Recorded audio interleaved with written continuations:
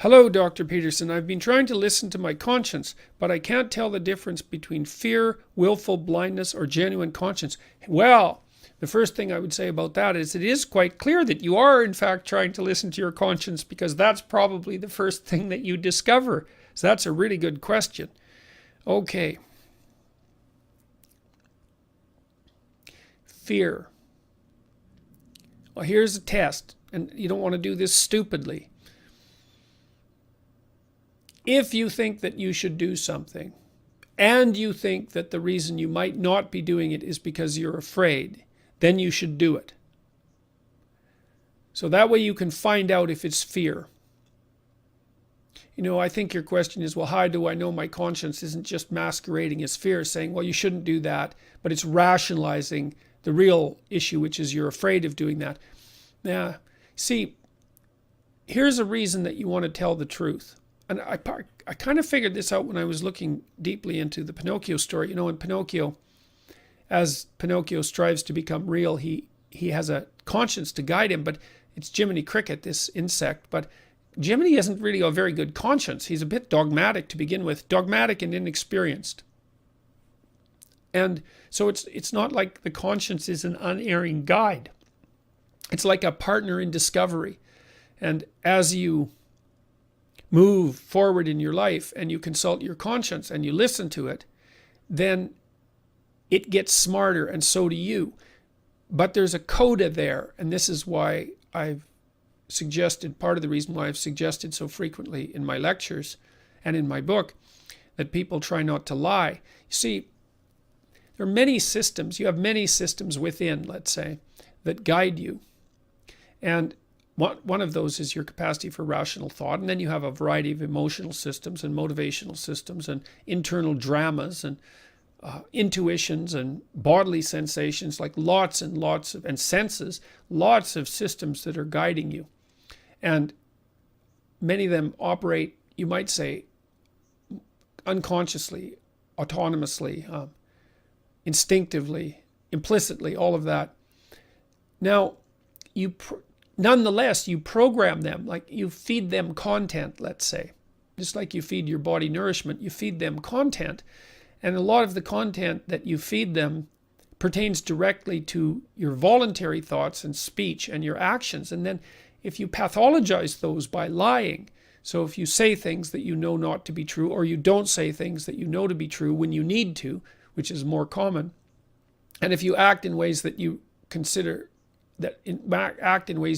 reprehensible, then you pathologize all of those autonomous systems that guide you. It's like you're programming them badly. You're building an AI system inside yourself, really, and in some sense that is what you're doing, that has very bad training data. And so the output it produces won't guide you properly. And so you don't want to pathologize your guidance systems. It's a really bad idea. So that's why you have to not lie.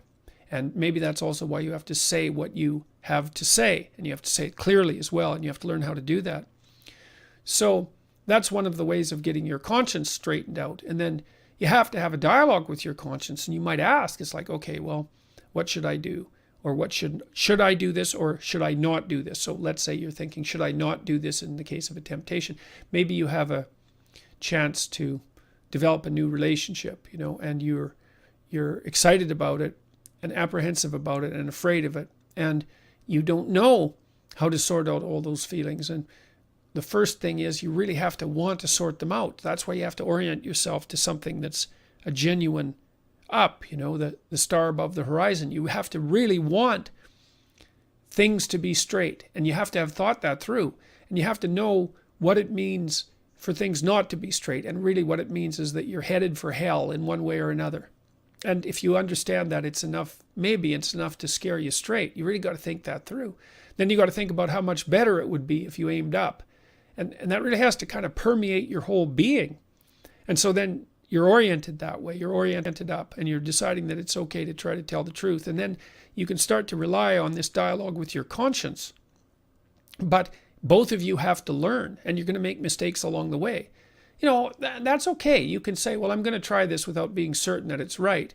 You can even say, I'm going to say this without being certain that it's correct. Like if you're arguing with your wife or your husband or your sister or your father, and you have an idea about what might be going on, you can say, look, here's my idea about what's going on. Who knows what that idea might be contaminated with? Like maybe I'm putting it forward just because I'm too proud or arrogant or angry or fearful or whatever. That's possible. Let's see if we can figure that out.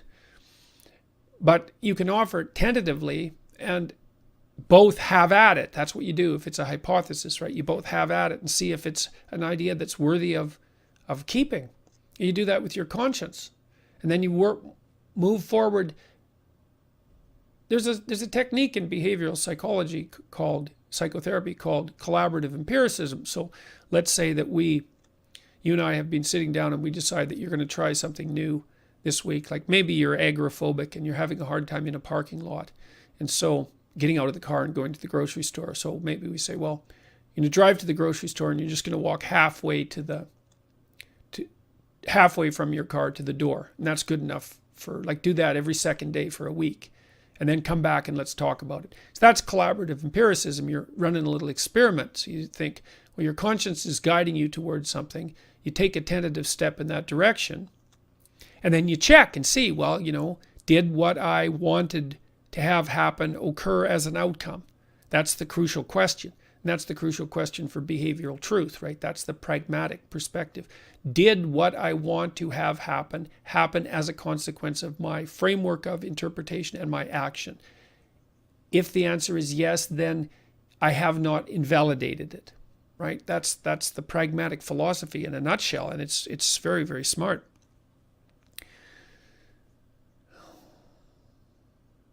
So you have a dialogue with your conscience that never ends, and hopefully it gets wiser, and you get wiser.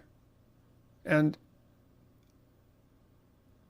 that's the dialogue that Jung talked about between the conscious and the unconscious, between your fantasy life, say, the life that's sort of underneath you as a conscious being, like the life that's part of your biological platform, the biological platform that somehow miraculously gives rise to your consciousness. You have a dialogue with that. We're always in dialogue. We're always in dialogue, right, with everything. So pursue that.